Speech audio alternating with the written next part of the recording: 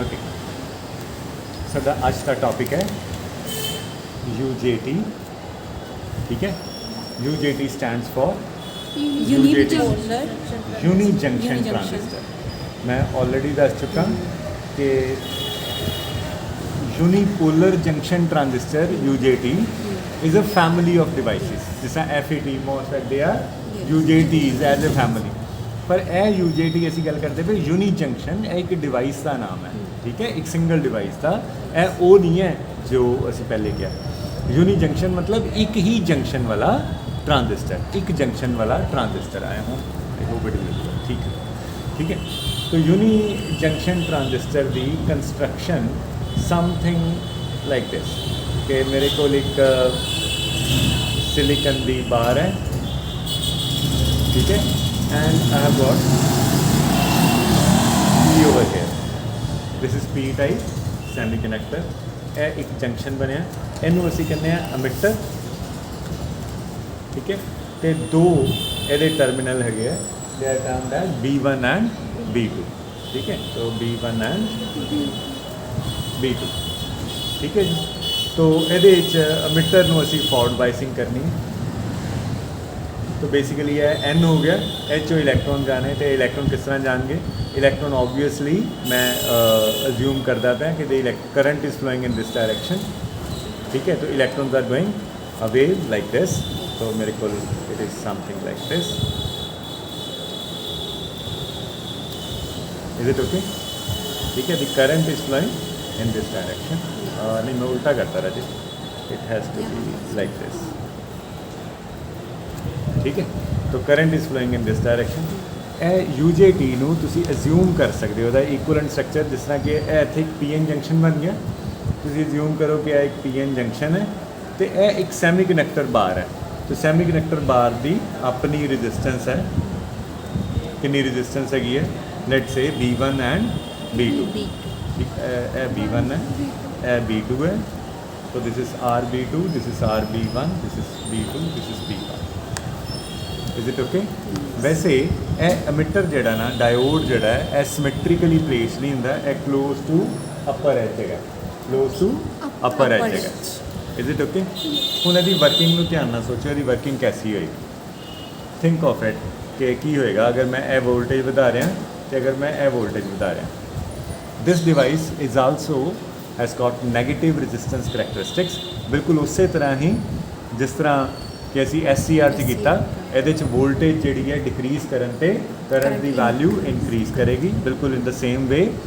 लेकिन ये भी पावर इलैक्ट्रॉनिक्स का कंपोनेंट है। ठीक है, लेकिन इनू किस तरह असी डील कर सकें। मैं नॉर्मल करना कि लेट से इस वोल्टेज नू मैं VBB कहदा तो मेरे को कुछ वोल्टेज इत्थे ड्रॉप होएगी, कुछ वोल्टेज इत्थे ड्रॉप होएगी। Let us call that V1 and V2। Who will tell me what is V1 and what is V2?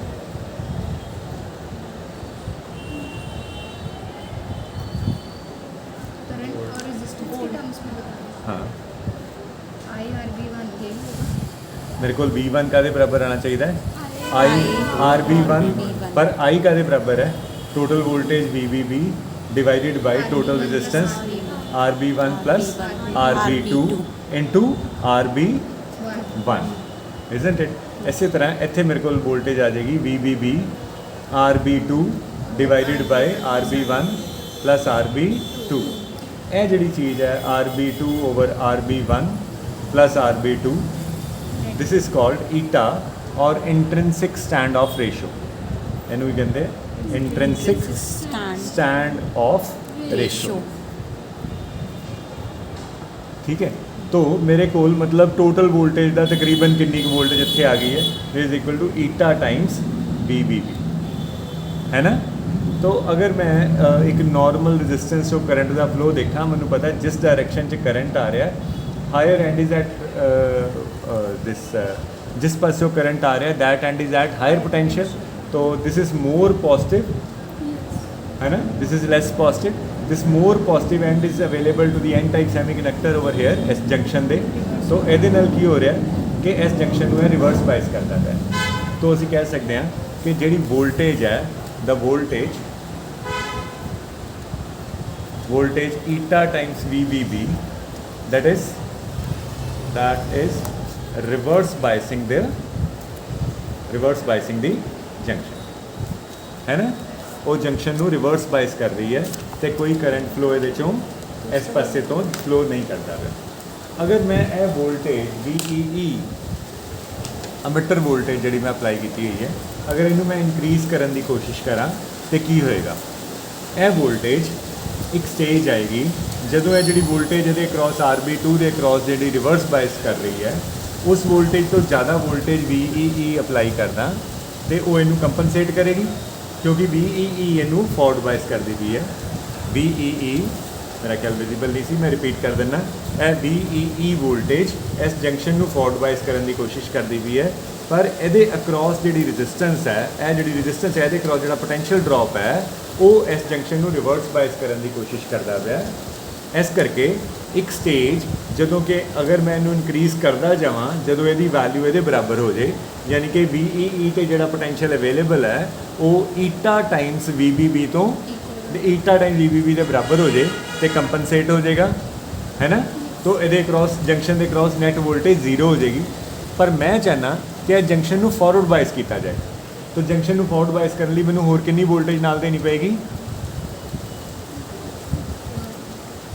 ਮੈਨੂੰ ਵੋਲਟੇਜ ਦੇਣੀ ਪਏਗੀ ਈਟਾ ਟਾਈਮਸ VBB ਇਹ ਤੇ ਕੰਪਨਸੇਟ ਕਰਨ ਲਈ ਪਲੱਸ 0.7 ਵੋਲਟ ਇੱਕ ਸਿਲੀਕਨ ਡਾਇਓਡ ਨੂੰ ਵੈਸੇ ਚਾਹੀਦੀ ਹੈ ਫਾਰਵਰਡ ਬਾਇਸ ਕਰਨ ਲਈ, ਹੈ ਨਾ। ਸਾਨੂੰ ਪਤਾ ਨਾ ਨੀ ਵੋਲਟੇਜ ਤੇ ਜਾ ਕੇ ਡਾਇਓਡ ਨਾਰਮਲੀ ਕਨੈਕਟ ਨਹੀਂ ਕਰਦਾ।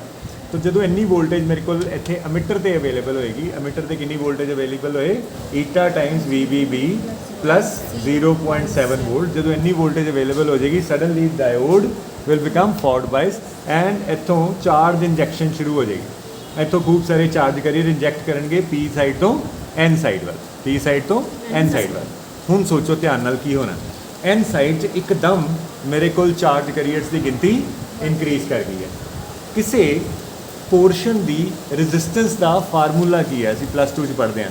ਰੈਜ਼ਿਸਟੈਂਸ ਦਾ ਫਾਰਮੂਲਾ ਹੁੰਦਾ ਹੈ ML/NE² ਟਾਓ A, ਜਾਂ ਕਹਿ ਲਓ ਕਿ ਉਸ ਪੋਰਸ਼ਨ ਦੀ ਰੈਜ਼ਿਸਟਿਵਿਟੀ ਦਾ ਫਾਰਮੂਲਾ ਹੈ M/NE² ਟਾਓ। तो मेरे को ਕੀ ਆ ਰਿਹਾ ਹੈ, ਜਦੋਂ ਚਾਰਜ ਕਰੀਅਰਸ ਦੀ ਗਿਣਤੀ ਵੱਧ ਜਾਂਦੀ ਹੈ, ਇਹਦੇ 'ਚ ਸਾਰੇ ਪਤਾ ਹੈ ਨਾ ਮਾਸ ਆਫ ਇਲੈਕਟ੍ਰੋਨ ਹੈ ਜਾਂ ਮਾਸ ਆਫ ਚਾਰਜ ਕਰੀਅਰ ਹੈ, ਉੱਥੇ ਹੋਲ ਵੀ ਹੋ ਸਕਦਾ ਹੈ। ਟਾਓ ਰਿਲੈਕਸੇਸ਼ਨ ਟਾਈਮ ਹੈ, ਟੈਂਪਰੇਚਰ ਤੇ ਡਿਪੈਂਡ ਕਰਦਾ ਹੈ। E ਚਾਰਜ ਔਨ ਇਲੈਕਟ੍ਰੋਨ ਔਰ ਹੋਲ ਹੈ, ਠੀਕ ਹੈ। ਤੇ N ਹੈਗਾ number of free charge carriers per unit volume, number of free charge carriers per unit volume. ਹੁਣ ਹੋਇਆ ਕੀ ਹੈ ਕਿ ਇਸ ਰੀਜਨ ਦੀ ਆਪਣੀ ਕੋਈ ਰੈਜ਼ਿਸਟੈਂਸ ਹੈਗੀ ਸੀ, ਲੇਕਿਨ ਜਦੋਂ ਹੀ ਇਹਨੇ ਕੰਡਕਟ ਕਰਨਾ ਸ਼ੁਰੂ ਕੀਤਾ, ਇਹਨੇ large number of charge carriers inject ਕਰਤੇ ਲੋਅਰ ਰੀਜਨ 'ਚ, ਹੈ ਨਾ। ਉਹ ਲੋਅਰ ਰੀਜਨ 'ਚ ਜਿਹੜੇ ਚਾਰਜ ਕਰੀਅਰ ਇੰਜੈਕਟ ਹੋਏ ਉਹਦੀ ਰੈਜ਼ਿਸਟੈਂਸ ਘਟ ਗਈ, ਉਸ ਪੋਰਸ਼ਨ ਦੀ ਰੈਜ਼ਿਸਟੈਂਸ ਘਟ ਗਈ। ਤੇ ਮੇਰੇ ਕੋਲ ਕੀ ਹੈ, ਇਸ ਪੋਰਸ਼ਨ ਦੇ ਕ੍ਰਾਸ ਵੋਲਟੇਜ ਵੀ ਘਟ ਜਾਏਗੀ, ਕਿਉਂਕਿ ਵੋਲਟੇਜ ਹੈਗੀ ਸੀ current into resistance.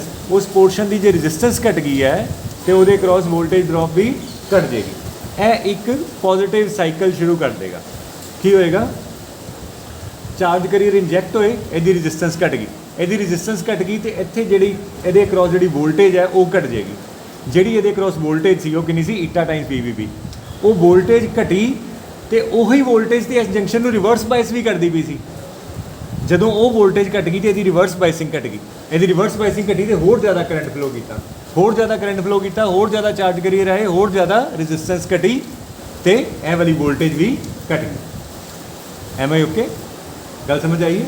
I repeat it, अगर नहीं समझ आया मैं दोबारा बोल रहा। की हो रहा है, ਇਹ ਇੱਕ ਜੰਕਸ਼ਨ, ਇਹ ਪੂਰਾ ਦੇ ਪੂਰੇ ਇੱਕ ਸੈਮੀ ਕੰਡਕਟਰ ਦੀ ਬਾਰ ਹੈ। ਇਹ ਸੈਮੀ ਕੰਡਕਟਰ ਬਾਰ ਦੇ ਦੋ ਹਿੱਸੇ ਹੈ, ਰੈਜ਼ਿਸਟੈਂਸ ਦੇ RB1 ਤੇ RB2। ਕਿਸੇ ਸੈਮੀ ਕੰਡਕਟਰ ਬਾਰ ਦੀ ਰੈਜ਼ਿਸਟੈਂਸ ਜਾਂ ਰੈਜ਼ਿਸਟਿਵਿਟੀ ਕਹਤੇ ਕੀ ਉਹਦਾ ਫਾਰਮੂਲਾ ਹੈ M/NE² ਟਾਓ। ਹੁਣ E ਕਾਂਸਟੈਂਟ ਹੈ, ਟਾਓ ਫॉर गिवन ਟੈਂਪਰੇਚਰ ਕਾਂਸਟੈਂਟ ਹੈ, M ਕਾਂਸਟੈਂਟ ਹੈ। ਫਰਕ ਕੀ ਪੈ ਸਕਦਾ ਹੈ N। ਜਦੋਂ ਹੀ ਜੰਕਸ਼ਨ ਨੂੰ ਮੈਂ ਇਨਫ ਵੋਲਟੇਜ ਦੇਤੀ, ਅਮੀਟਰ ਜੰਕਸ਼ਨ ਤੇ ਇਨਫ ਵੋਲਟੇਜ ਦੇਤੀ, ਇਹਦੇ 'ਚੋਂ ਕਰੰਟ ਫਲੋ ਕੀਤਾ ਤੇ ਇਹਦੇ 'ਚ ਚਾਰਜ ਕਰੀਅਰ ਇੰਡਿਊਸ ਹੋ ਗਏ। ਜਦੋਂ ਹੀ ਇਹਦੇ 'ਚ ਚਾਰਜ ਕਰੀਅਰ ਇੰਡਿਊਸ ਹੋਏ, ਇੰਜੈਕਟ ਹੋਏ, ਇਸ ਪੋਰਸ਼ਨ ਦੀ ਰੈਜ਼ਿਸਟੈਂਸ ਘਟ ਗਈ। ਅਗਰ ਇਸ ਪੋਰਸ਼ਨ ਦੀ ਰੈਜ਼ਿਸਟੈਂਸ ਘਟ ਗਈ ਤੇ ਇਹਦੇ ਕ੍ਰੋਸ ਵੋਲਟੇਜ ਡ੍ਰੌਪ ਵੀ ਘਟ ਗਿਆ। ਅਗਰ ਇਹਦੇ ਕ੍ਰੋਸ ਵੋਲਟੇਜ ਡ੍ਰੌਪ ਘਟ ਗਿਆ ਤੇ ਉਹੀ ਤੇ ਸੀ ਵੋਲਟੇਜ ਜਿਹੜੀ ਇਹਨੂੰ ਰਿਵਰਸ ਬਾਇਸ ਵੀ ਰੱਖ ਕੇ ਬੈਠੀ ਹੋਈ ਸੀ। तो जो वो वोल्टेज ड्रॉप घट गई तो यदि रिवर्स बाइसिंग घट गई, यदि रिवर्स बाइसिंग घटी तो होर ज़्यादा करंट फ्लो किया।